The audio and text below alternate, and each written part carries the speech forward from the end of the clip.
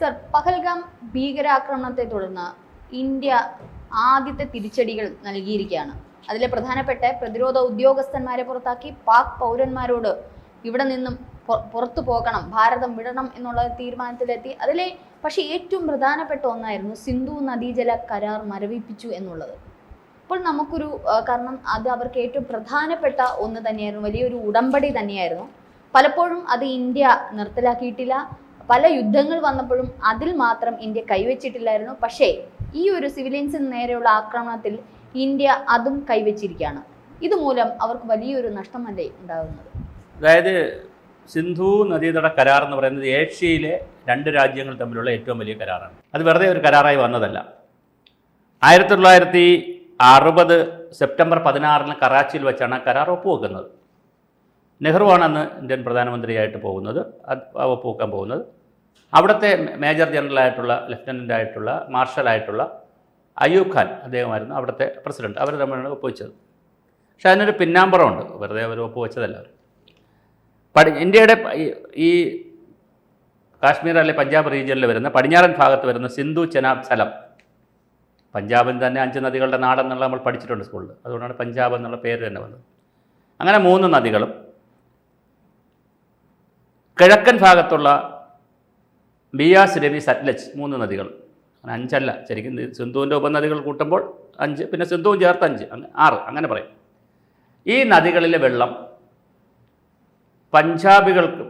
പഞ്ചാബികൾ അതായത് പാകിസ്ഥാനിലെ പഞ്ചാബ് 2 രാജ്യത്തിനുണ്ട്, നമുക്കുണ്ട് പഞ്ചാബുണ്ട്, പാകിസ്ഥാനും സിന്ധും പഞ്ചാബുണ്ട്, അതിർത്തി ആയതുകൊണ്ട് അവിടുത്തെ കൃഷിക്ക് കൂടി കൊടുക്കാം എന്നൊരു ചിന്ത വന്നത് പാകിസ്ഥാന് വെള്ളം കൊടുക്കാമെന്നുള്ള ചിന്തയിൽ നിന്ന് മാത്രമല്ല, കാശ്മീരിലെ ജനങ്ങളുടെ വിഷയമുണ്ട്, അന്നുമുണ്ട്, 47-48 കാലഘട്ടത്തിലുണ്ട്. ഇത് സൗഹാർദ്ദപരമായി പരിഹരിക്കുന്നത് എങ്ങനെയെന്നുള്ള ചർച്ച ലോകത്താകെ നടക്കുന്നൊരു സമയമാണ്. ലോകരാജ്യങ്ങളൊക്കെ അതിനകത്ത് പങ്കെടുക്കുന്നുണ്ട്.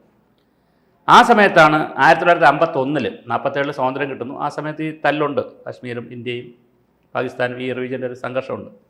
51 അമേരിക്കയിലെ ടെന്നീസ് വാലി കോർപ്പറേഷൻ എന്ന് പറഞ്ഞ് അമേരിക്കയിലെ ഒരു നദീതട പദ്ധതിയുടെ ഒരു കോർപ്പറേഷനുണ്ട്. അതുപോലെ എനർജി മാനേജ്മെൻറ്റ് കൗൺസിൽ സെൻറ്ററും ഉണ്ട് അവിടെ. ഇതിൻ്റെ ചെയർമാനായിട്ടുള്ള ഡേവിഡ് ലിലിയന്തൻ എന്ന് പറയുന്ന ഒരു വ്യക്തി, ഒരു എഞ്ചിനീയർ, ഒരു റിപ്പോർട്ട് തയ്യാറാക്കി ഇന്ത്യയിൽ വന്നിട്ട്. അദ്ദേഹം ലേഖനമായിട്ട് എഴുതി. അദ്ദേഹം പറഞ്ഞു, കാശ്മീരിലെ ഈ അശാന്തിയൊക്കെ മാറ്റാൻ ഒരു പരിഹാരം എന്ന് പറയുന്നത് ഇന്ത്യയും പാകിസ്ഥാനും തമ്മിൽ നദീജലം കൂടി പങ്കുവെക്കുന്നത് നല്ലതാണ്. അങ്ങനെ ചർച്ചകൾ ആരംഭിച്ചു. ആ ചർച്ചയാണ് എവിടെ എത്തിയത്? പിന്നെ നമ്മുടെ ബ്ലാക്ക് എന്ന പേരുള്ള വേൾഡ് ബാങ്കിൻ്റെ, അന്ന് വേൾഡ് ബാങ്ക് അല്ല ശരിക്കും, അന്ന് international bank for reconstruction and development എന്നാണ് ബാങ്കിൻ്റെ പേര്. അതിൻ്റെ യൂജിൻ ആർ ബ്ലാക്ക് എന്ന് പറയുന്ന അദ്ദേഹമാണ് അതിൻ്റെ പ്രസിഡൻ്റായിട്ടുള്ളത്. അപ്പോൾ അദ്ദേഹം മുൻകൈ എടുത്തിട്ട് ഒരു ചർച്ച വെച്ചപ്പോഴും നദീജലം പങ്കുവെക്കലല്ല ചർച്ച. നിങ്ങളത് മനസ്സിലാക്കണം. നമ്മൾ ഈ കരാർ പഠിക്കുമ്പോൾ ചില കാര്യങ്ങളുണ്ട്. അതായത് സിന്ധു നദീതടത്തിൻ്റെ ഈ പറഞ്ഞ 5 ഉപനദികളുടെ പ്രദേശമുണ്ടല്ലോ, അത് പാകിസ്ഥാനിലും ഇന്ത്യയിലും കൂടെ വരുന്ന പ്രദേശങ്ങളാണ്. ഇതിൻ്റെ വികസനത്തിന് വേണ്ടി ഈ IBRD, അതായത് ഇപ്പോഴത്തെ വേൾഡ് ബാങ്ക്, പഴയ IBRD പണം കൊടുക്കാമെന്ന് പറഞ്ഞു. അവർ നേരിട്ട് പണം കൊടുക്കില്ല, മറ്റ് രാജ്യങ്ങളോട് കൊടുക്കാൻ പറയും. അങ്ങനെ ഓസ്ട്രേലിയ, കാനഡ, വെസ്റ്റ് ജർമ്മനി, പശ്ചിമ ജർമ്മനി, ന്യൂസിലൻഡ്, UK, അമേരിക്ക, ഇത്രയും രാജ്യങ്ങൾ കുറേ ഫണ്ടും തന്നു. ഫണ്ട് എന്തിനാന്നിരിക്കുന്ന ഈ 2 പ്രദേശങ്ങളുടെ പിന്നെ സിന്ധു നദിയുടെ 5 പോഷക നദികളും സിന്ധു നദിയും ചേർത്തിട്ട് ഈ 6 നദികളുടെയും ഉപപ്രദേശത്ത് ജീവിക്കുന്ന, ഉഷ്ണപ്രദേശത്ത് ജീവിക്കുന്ന ജനങ്ങൾ, അത് പാകിസ്ഥാനികളുണ്ട്, ഇന്ത്യക്കാരുണ്ട്, അവരുടെ സന്തോഷത്തിന് വേണ്ടിയിട്ടുള്ള പ്രവർത്തനം നടത്താൻ പണം കൊടുക്കാമെന്ന്. അങ്ങനെയാണ് ആ പ്രോജക്റ്റ് കയറി ഓക്കെ ആയത്. പക്ഷേ ഒരു പ്രശ്നം എന്ന് പറഞ്ഞാൽ, സാധാരണ IWT എന്ന് പറയുന്നത് ഇൻ്റർനാഷണൽ വാട്ടർ ട്രീറ്റി എന്നാണ് പറയുന്നത്, അന്താരാഷ്ട്ര ജലക്കരാർ. സാധാരണ അന്താരാഷ്ട്ര ജലക്കരാറുകൾ നടന്നാൽ അത് ലംഘിക്കാനൊക്കെ വലിയ പ്രയാസമാണ്, കരാറല്ലേ. ഇതിൽ വേൾഡ് ബാങ്ക് ഇതൊരു സൗഹാർദ്ദം എന്നുള്ള സങ്കല്പത്തിൽ വന്ന ഒരു പ്രോജക്റ്റ് ആയതുകൊണ്ട് അവരുടെ റോൾ പരിമിതപ്പെടുത്തിയിരുന്നു. ഇത് നാളെ വഴക്കുണ്ടായാലൊക്കെ ഞങ്ങൾ വലുതായിട്ട് ഇടപെടുന്നില്ല എന്നുള്ള നിലയിൽ പരിമിതപ്പെടുത്തിയിരുന്നു. ഇനിയാണ് അടുത്ത ടെസ്റ്റ്. ഇതിൽ 100% വെള്ളത്തിൽ 70% എടുക്കുന്നത് ആരാണ്? പാകിസ്ഥാനാണ്. 30% നമുക്ക് കിട്ടുന്നുള്ളൂ. 25-നും 30-നും ഇടയ്ക്ക് ഈ 70-75% വെള്ളം അവരെടുക്കുന്നതിൽ പഞ്ചാബ്, സിന്ധ് ഏരിയയുടെ കൃഷി കംപ്ലീറ്റ് ഇതിലാണ് പോകുന്നത്, കുറേ വൈദ്യുതി. അതാണ് പഞ്ചാബിൻ്റെ മൊത്തം കൃഷി. നമുക്ക് ഇന്ത്യയിൽ പഞ്ചാബും UP ഒക്കെ കൃഷി ചെയ്താലാണല്ലോ നമ്മൾ ജീവിക്കുന്നത് എന്ന് പറഞ്ഞ പോലെ, ആന്ധ്രയൊക്കെ എന്ന് പറഞ്ഞ പോലെ പാകിസ്ഥാൻ്റെ അന്നം കൊടുക്കുന്നതിൻ്റെ പ്രധാനപ്പെട്ട ഏരിയ ആരാണ്? പഞ്ചാബാണ്. അവിടത്തേക്കുള്ള വെള്ളമാണ് നമ്മളിപ്പോൾ ആ തീരുമാനമാണ് അങ്ങോട്ട് വെള്ളം കൊടുക്കുന്ന സംവിധാനം നമ്മളിപ്പോൾ കെപ്റ്റിൻ അബയൻസിൽ വച്ചിരിക്കുകയാണെന്ന് പറഞ്ഞാൽ എന്നെടുക്കുമെന്ന് അറിഞ്ഞുകൂടാത്ത രീതിയിൽ നമ്മൾ മരവിപ്പിച്ചിരിക്കുകയാണ്. താൽക്കാലികമൊന്നും പറയുന്നില്ല. ഈ കെപ്റ്റിൻ അബയൻസ് എന്ന വാക്കിന് വേറൊരു അർത്ഥമുണ്ട്. എടുക്കുകയും ചെയ്യാം, എടുക്കാതെ ഇരിക്കുകയും ചെയ്യാം, ഇല്ല പെട്ടി സൂക്ഷിക്കുന്നു എന്ന് പറഞ്ഞ പോലെയാണ്. അങ്ങനെ ഒരു രീതിയിലേക്ക് ഭാരതം പോയി. ഇത് വലിയ പ്രതിസന്ധി ഉണ്ടാക്കും. പഞ്ചാബിനെ സംബന്ധിച്ച് വലിയ പ്രതിസന്ധി ഉണ്ടാക്കും. അങ്ങനെ പ്രതിസന്ധിയിലേക്ക് പോയാൽ ക്ഷാമത്തിലേക്ക് പോകും. കൃഷി ഇപ്പം തന്നെ അത് ഇന്ന് അടച്ചാൽ അടുത്ത മൊമെൻറ്റ് മുതൽ അവിടെ പ്രശ്നം വരും. കാര്യം ഈ വെള്ളം എടുത്താൽ കൃഷി ചെയ്യുന്ന ആളുകൾ. അപ്പോൾ അത് ഡാം തുറന്നു വിട്ടാൽ വെള്ളപ്പൊക്കം ഉണ്ടാകാം നമുക്ക്. അത് വേറെ ക്രൂരതയായിപ്പോൾ. ഡാം അടച്ചിട്ടാൽ വരൾച്ച വരും. സ്വാഭാവികമായിട്ട് വരൾച്ച വന്നാൽ ജലക്ഷാമം ഉണ്ടാകും. അവിടുത്തെ ഭൂജലത്തെയും ഉപരിതല ജലത്തെയൊക്കെ ബാധിക്കും. കൃഷിക്കുള്ള വെള്ളത്തെ ബാധിക്കും. ആ നാട് ക്ഷാമത്തിലേക്ക് പോകും. ഇത് ഒരു സർജിക്കൽ സ്ട്രൈക്കിൻ്റെ ഭാഗമായിരിക്കാം. നമ്മുടെ രാജ്യത്തെ വന്നിട്ട് 29 ആളുകളെ നിരപരാധികളായ വീട്ടമ്മമാരെയും സഹോദരങ്ങളെയൊക്കെ കൊന്നതിൻ്റെ, മതം നോക്കിയൊക്കെ കൊല്ലുന്നതിൻ്റെ ഒരു തിരിച്ചടിയാണ്. പക്ഷേ എന്തായാലും അത് അവർക്ക് വലിയ ബുദ്ധിമുട്ടുണ്ടാക്കുന്ന ഒരു തീരുമാനമാണ് എടുത്തിരിക്കുന്നത്. 8 തീരുമാനം എടുത്തിട്ടുണ്ട്. അതിനകത്ത് ഇതാണ് ഏറ്റവും അവർക്ക് വല്ലാതെ അവർ ചിന്തിക്കാൻ കഴിയാത്ത രീതിയിലുള്ള ഒരു അടിയാണ് കൊടുത്തിരിക്കുന്നത്. വല്ലാത്തൊരു കരാറാണ്. ആ കരാറിനെ നമ്മളായിട്ട് തന്നെ ആ കരാറിൽ പ്രകാരം ഇനി നിങ്ങൾക്ക് വെള്ളം തരുന്നതല്ല. നേരത്തെ തന്നെ 3 പ്രാവശ്യം യുദ്ധം ഉണ്ടായിട്ടുണ്ട് പാകിസ്ഥാനുമായിട്ട്. നമ്മൾ ഈ 3 പ്രാവശ്യവും ഈ കരാർ എന്ത് ചെയ്തിട്ടില്ല, തൊട്ടിട്ടില്ല. വെള്ളം കൊടുക്കുന്നതല്ലേ എന്ന് വിചാരിച്ചിട്ട് തൊട്ടിട്ടില്ല. പക്ഷേ ഇപ്പോൾ യുദ്ധമുണ്ടാകാതെ തന്നെ ഈ കരാർ നമ്മൾ മരവിപ്പിച്ചിരിക്കുകയാണ്. അപ്പോൾ അത്രയും ഗ്രാവിറ്റിയോടുകൂടിയാണ് ഇന്ത്യ ഇതിനെ ഈ വിഷയത്തെ കാണുന്നത്. അല്ലെ പിന്നെ യുദ്ധം ഉണ്ടായപ്പോൾ മരവിപ്പിക്കണ്ടായിരുന്നു. പട്ടിണിക്കിട്ട് പ്രതിഷേധിക്കുക എന്നുള്ളതാണ്. കൊല്ലുക എന്നുള്ളതല്ല. അവിടെ നിരപരാധികളായിരിക്കും മരിക്കുന്നത്. പക്ഷേ രാജ്യം ഇത് മനസ്സിലാക്കണ്ടേ? രാഷ്ട്രം എന്നുള്ള നിലയിൽ അവരിത് മനസ്സിലാക്കണ്ടേ? എന്ത് കണ്ടിട്ടാണ് നമ്മളോട് യുദ്ധം ചെയ്യുന്നത്, അല്ലെങ്കിൽ ഈ ബഹളമൊക്കെ കാണിക്കുന്നത്? എന്തെങ്കിലും നേടാൻ കഴിയുമോ? അവർക്കിതിൽ പങ്കില്ല. ഒരു കാര്യം നടന്നുകൊണ്ടേ പിറ്റേ ദിവസം അവർക്ക് പങ്കില്ല എന്ന് മാത്രം പറഞ്ഞതുകൊണ്ട് തീരുമോ? അവരപലപിക്കുന്നില്ല. അവരിതിനെ തള്ളിപ്പറയുന്നില്ല. ആ സംഘടനയെ തള്ളിപ്പറയുന്നില്ല. ഇത് റെസ്പോൺസ് ഫ്രണ്ട് എന്ന് പറയുന്ന IRF എന്ന് പറയുന്ന സംഘടനയെ അവർ തള്ളിപ്പറയുന്നില്ല.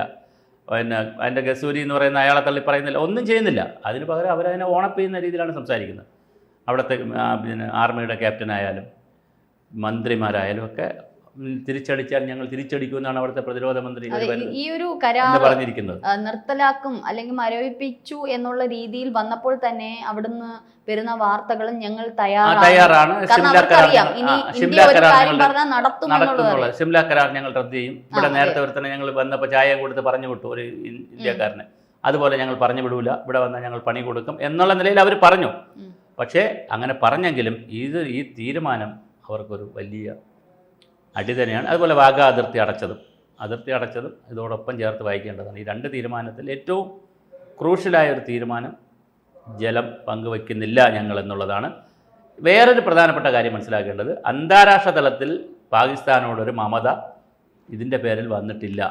അതും വളരെ പ്രധാനമാണ്. ഇന്ന് അല്ലെ ഈ തീരുമാനം എടുത്തിട്ടും ഒരു രാജ്യവും പറഞ്ഞില്ല. തൊട്ടടുത്തുള്ളവരാകട്ടെ, ഏഷ്യയിലുള്ളവരാകട്ടെ, ലോകത്തുള്ള ഒരു രാജ്യവും പറഞ്ഞില്ല ഈ തീരുമാനം മോശമായിപ്പോയി, നിങ്ങൾ വെള്ളം കൊടുക്കാതിരിക്കരുതെന്ന് പറഞ്ഞില്ല. അത് വലിയൊരു നയതന്ത്ര വിജയം കൂടിയാണ് ഭാരതത്തിൻ്റെ. പക്ഷേ അവർ വെള്ളം കൊടുക്കാതിരുന്നാൽ വലിയ ബുദ്ധിമുട്ട് വരും. അവിടെ ക്ഷാമവും പട്ടിണിയും കലാപവും ഉണ്ടാവും. അതാണ് വേറെ തമാശ. അവിടുത്തെ കർഷകരും ആളുകളും ആ രാജ്യത്തിനെതിരെ കലാപം ഉണ്ടാക്കും. അല്ലെങ്കിലും നമുക്കറിയാം ഇവര് മന്ത്രിമാരുണ്ട് അല്ലെങ്കിൽ നിയന്ത്രിക്കുന്ന ഭരണകൂടമുണ്ട് എന്ന് പറയുമ്പോഴും പലപ്പോഴും പട്ടാളമാണ് അവിടെ ഭരിക്കുന്നത്. മാത്രമല്ല അവിടെ ജീവിക്കുന്ന ജനങ്ങൾക്ക് പോലും ഇവരൊരു സ്വൈര്യത കൊടുക്കുന്നില്ല. പലപ്പോഴും കലാപങ്ങൾ. അപ്പൊ അവര് തന്നെ ഇവരെ കൊണ്ട് ആകപ്പാടെ പൊറുതിമുട്ടിയിരിക്കുകയാണ്. അപ്പൊ തീർച്ചയായിട്ടും പാകിസ്ഥാൻ എന്ന് പറഞ്ഞ രാജ്യം തന്നെ ഈ പറഞ്ഞതുപോലെ വല്ലാത്തൊരു രീതിയിലാണ് പോകുന്നത്. അവരെന്തിനാണ് ഇങ്ങനെ കാണിക്കുന്നത് നമുക്കറിയില്ല. അതിന് നിർഭാഗ്യവശാൽ അവർ ആരെയും കൂടെ കൂട്ടുപിടിച്ചിട്ടുണ്ട്. ഒരു മതത്തെയും കൂടി കൂട്ടുപിടിച്ചിട്ടുണ്ട്. മതത്തെയും കൂടെ കൂട്ടുപിടിച്ചാണ് ഇതെല്ലാം ചെയ്തു കൂട്ടുന്നത്. പക്ഷേ അത് ഇന്ത്യയിൽ കാശ്മീരിലൊക്കെ ഉള്ള ക്രിസ്ത്യാനികളും മുസ്ലിങ്ങളും സിഖുകാരും ഹിന്ദുക്കളും എല്ലാം ഒന്നടങ്കം ഇത് എതിർക്കുന്ന കാഴ്ച നമ്മൾ കാണുകയാണ്.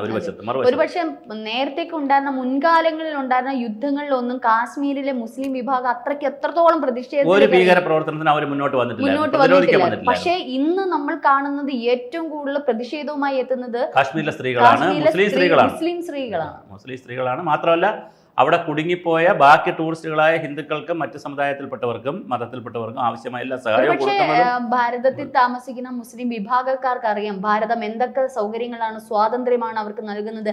അവരുടെ രാജ്യമാണ്, അവരുടെ ഞങ്ങളുടെ അതുകൊണ്ടാണ് രാജ്യമാണ്. രാജാവ് വന്ന് കാശ്മീർ രാജാവ് തീരുമാനിച്ചത് ഞങ്ങൾ ഇന്ത്യയിൽ നിൽക്കാമെന്ന്. റഫറൻഡം നടത്തിയപ്പോൾ അതെ അതെ നെഹ്റുവിൻ്റെ കാലത്ത് റഫറൻഡം നടക്കുമ്പോൾ ഇന്ത്യയിൽ നിൽക്കാമെന്ന് പറഞ്ഞതുകൊണ്ടാണല്ലോ. അല്ലെങ്കിൽ പിന്നെ അവർ പാകിസ്ഥാനിൽ പോകണമെന്ന് പറയണമായിരുന്നല്ലോ. മുസ്ലിം രാജ്യം അപ്പുറത്ത് കടന്നിട്ടും ഞങ്ങൾ മുസ്ലിങ്ങൾ ഇന്ത്യയിൽ നിന്നോളാം എന്ന് പിന്നെ കാശ്മീർ രാജാവ് എന്ന് പറയണമെങ്കിൽ സ്വാഭാവികമായിട്ടത് ഭാരതത്തോടുള്ള സ്നേഹം തന്നെയാണ്. അതുകൊണ്ട് കാശ്മീരി മുസ്ലിങ്ങളെ നമ്മൾ കുറ്റം പറയേണ്ട കാര്യമില്ല. പക്ഷേ തീവ്രവാദത്തെ നമ്മൾ കൃത്യമായി കൈകാര്യം ചെയ്തേ കഴിയൂ. അതിൽ ഏറ്റവും സർജിക്കലായിട്ടുള്ള ഒരു സ്ട്രൈക്ക് തന്നെയാണ് ഈ വെള്ളം മരവിപ്പിച്ചിരിക്കുന്നത്. കൂടുതൽ വാർത്തകളും വിശേഷങ്ങളും നിങ്ങളിലേക്ക് എത്താൻ ABC മലയാളം സബ്സ്ക്രൈബ് ചെയ്യുക, ബെൽ ബട്ടണും അമർത്തുക.